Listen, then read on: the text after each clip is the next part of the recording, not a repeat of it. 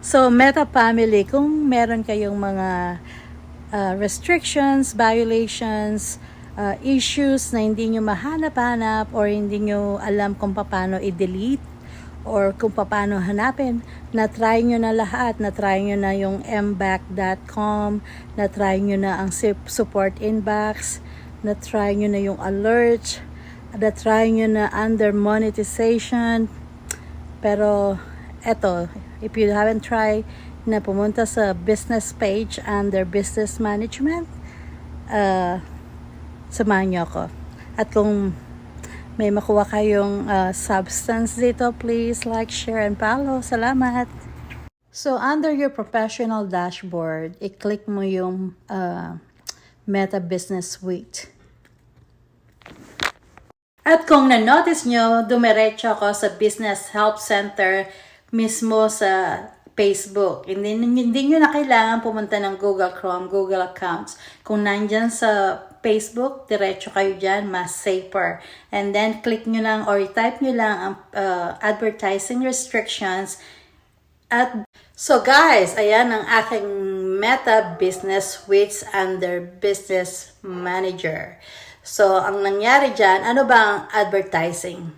Napakahalaga nito. Napaka-importante. Alam niyo po bakit?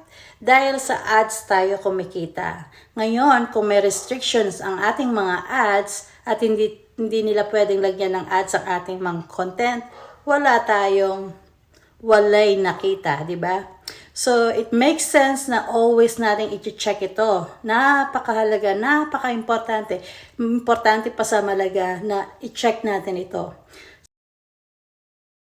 Check natin ang ating Meta Business Suites. More than profile recommendation, kasi hindi naman pinapakita lahat dyan. I-check natin to every day, okay? And hopefully makatulong ito sa inyo. At kung nakatulong ito sa inyo, please let me know. Say something there in the comment section. At magtulungan po tayo, okay? Huwag po kayong umasa sa mga dami ng followers.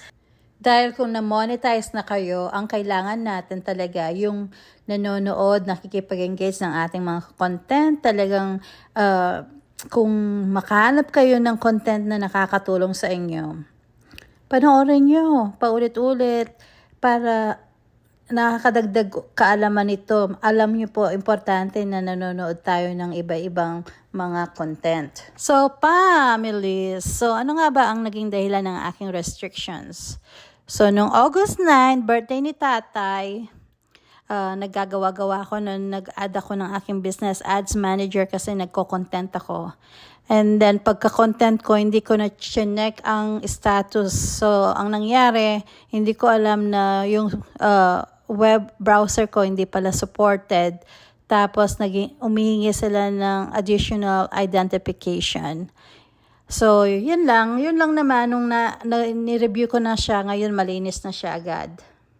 And maidagdag ko lang na kung meron tayong nasimulan, make sure na always check the status. And also, pag nagsimula ka ng review, meron kang 29 days para ito tapusin. Kung hindi, magiging ibang case na naman siya. So, goodbye! Thank you guys!